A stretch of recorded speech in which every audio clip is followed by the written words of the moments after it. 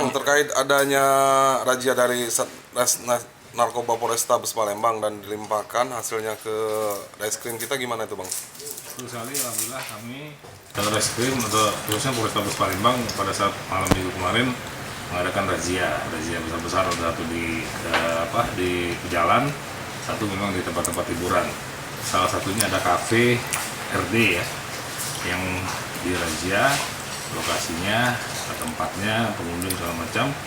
Dan untuk itu narkoba berkoordinasi dengan kami Satreskrim untuk menindaklanjuti tentang terkait perizinan dari kafe tersebut, kafe RD tersebut ya, karena ada musik ya, DJ segala macam.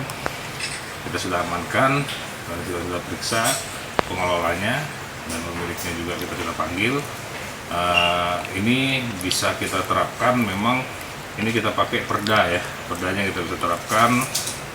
Itu kita kenakan di pasal 8 ayat 2 dan pasal 4 ayat 1 Perwali nomor 27 tahun 2020. Ancamannya hukuman denda sebesar 15 juta.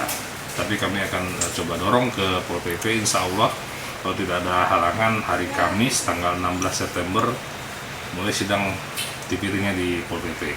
Mudah-mudahan maksimal hukuman yang diterapkan. Kami sudah koordinasi dengan jaksa dan hakimnya.